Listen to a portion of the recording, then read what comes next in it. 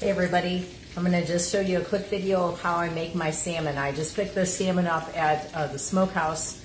I've been doing a lot today, I've been very busy, and so I ran by the Smokehouse. I always put in a regular order for this salmon every week, and I usually order 2 pounds, and if you can kind of see how I have it sitting in here, I have the 2 pounds split into different pieces. And so I have it on just a little bit under medium heat, and I have it inside with some avocado oil. And so what I do is I let this bottom side here get kind of set a little bit. And once it's been set, then I start coming in and I start flaking it apart. So I start moving it into what I would say is little pieces. So I ultimately end up making it almost like a tuna fish, like flaky little pieces like tuna fish. So it's 2 pounds of salmon, and we always call the Smokehouse, usually on Fridays, and we place the order for what I'm going to have the next week, but I pretty much have the same thing every week. So I order the 2 pounds of salmon, I order asparagus because I'm gonna saute up some asparagus for each day. I do 2 of their bundles of asparagus each day. And then tonight, just kind of a special night, I've got some green beans, some of their green beans in here. I don't eat green beans on a regular basis because I have a really sensitive system. And also I do try to avoid lectins, and green beans have lectins. So just because my system is so sensitive, I do try to avoid those.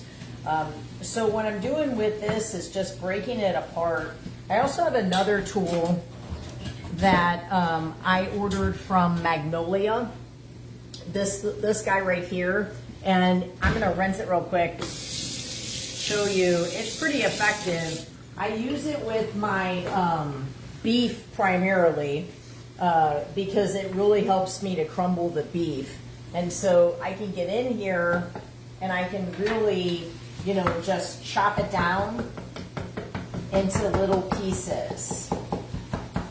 And that's what I want, is I want it to be kind of as chopped down as possible, because then it'll brown and I'll get some crispiness to it, so I get some brown bites to it. We're currently in the process of remodeling our kitchen, so everything I own is packed away, and I only have like 3 more weeks where I can actually cook on my oven like this. So I don't really have like all my tools, so I've got just, oh, that's Ben, he hears something. I've got this tool and another tool, and I really don't use much else because it's just so effective. But anyways, I grabbed this one from the Magnolia Market. And then these pans are called an always pan, supposed to be non-toxic pans. And I ordered them from a place called Our Place. So I don't know if you can see that. I got this like all into little bitty chopped pieces. So now the patience comes in. I did pick up these carrots when I was at the Smokehouse. They're adorable carrots. They're just so cute. And so I'm super patient with these. I'm going to put them in the oven. I put them in a 325-degree oven because I really like the taste of the olive oil. And if you remember from my roasted romaine video, we don't want olive oil to really go over 325. Otherwise it oxidizes and it damages and becomes pro-inflammatory. And olive oil is actually an anti-inflammatory oil, so it actually has the ability to lower inflammation, and it has the ability to lower your cholesterol. However, if you cook it on too high heat, it'll do just the opposite. It'll increase inflammation. So you want to stay low heat. So since I used olive oil because I wanted the taste, I'm going to cook it in my convection oven, and I'm going to do it at 325. And I like to use the convection oven because the convection oven, it almost makes it just a little bit crispier. But when I put those in, I put them in for 15 minutes at a time. And then I go back in with a little bit more oil, roll them around, go for another 15 minutes, go back for another more oil. And I typically will bake my carrots for an hour because they're just so good that way. Now with these green beans, it would be awesome if I had tongs, but since the entire kitchen is packed, I'm going to use this for my green beans. Not necessarily the most effective thing, but I would use tongs normally.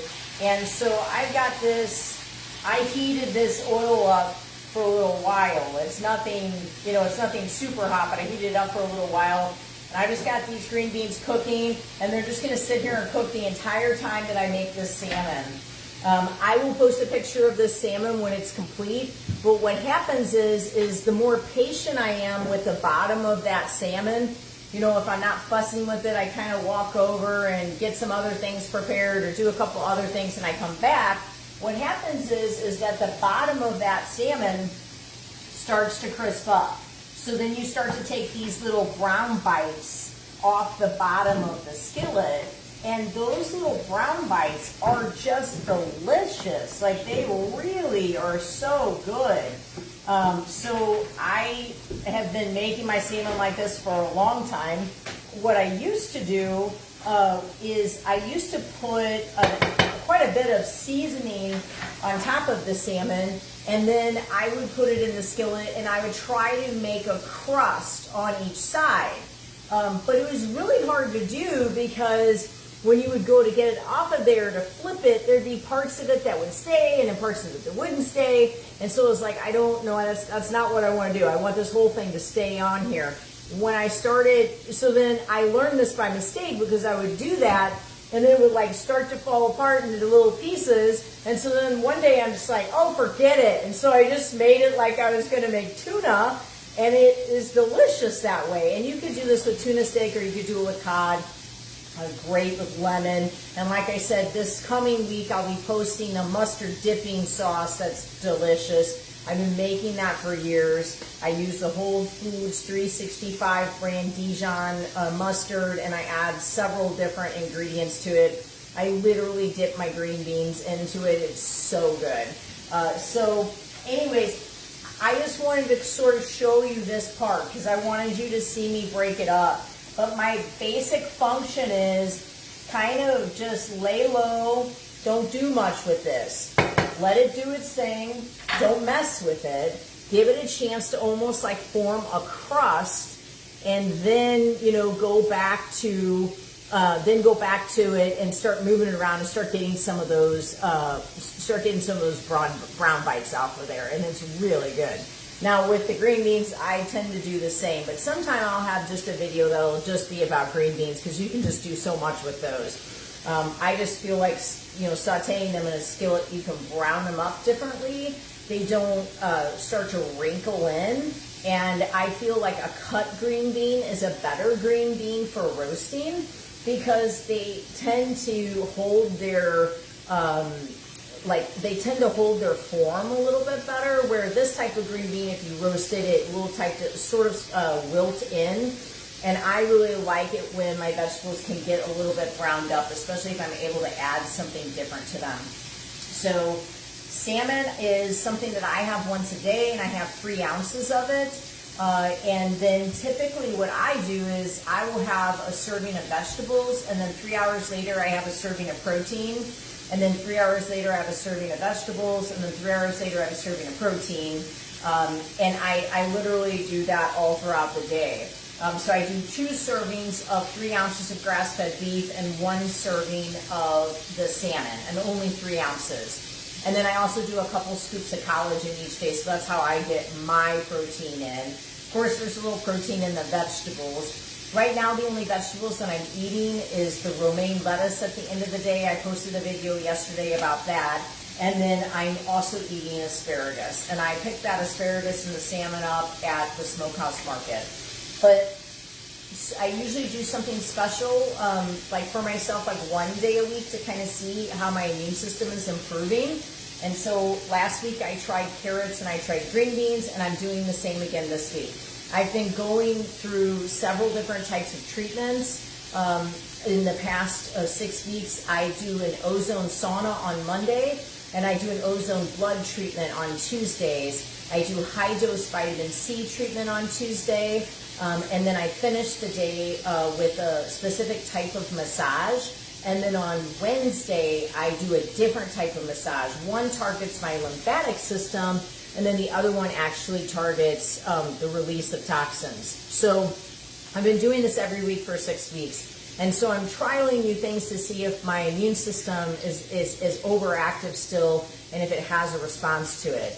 I am definitely releasing toxins, and I have days where I feel much more sluggish, but I'm working with Dr. Anna Bone on utilizing the Cell Core product line, and she has me feeling so much better because she's helping me to release those toxins properly. But clean eating is going to be one of the best methods for my immune system to be able to be at its best, and I've always ate a clean diet. Unfortunately, my immune system can still be overactive, and it has been for probably the past 15 years. But in the past couple years, it's just been worse. So I've really been working with different practitioners. I've even undergone on my own. I've spent the past 3 years being certified in functional nutrition, which is correspondent to functional medicine. So that is more my specialty now than anything, just because I have that backdrop with my own health. And over the years, I've just dealt with so many people with autoimmune conditions. So functional medicine, I've been taught by some incredible doctors like Dr. Mark Hyman. I have realized that when you go to a traditional doctor, they just don't focus on food. They're not really asking you what are you eating and what supplements are you taking. And I could be so much worse, if possibly even not even here, if I wouldn't have addressed my food all those years ago when I found out about my immune system issue. I hope that this idea helps you. I hope you decide to try this with your salmon. Like I said, get in there and get those brown bites off of there. This cool pan from our place, non-toxic. Your little handle that you get lays on top of it. And then this one I picked up at Magnolia online. This one's great, especially for my hamburger. So I hope you all have a wonderful evening. I pray that you will have protection. I pray that you will have peace, but I pray that you will make honorable choices for your body so that you can honor God in all that you do. God bless you.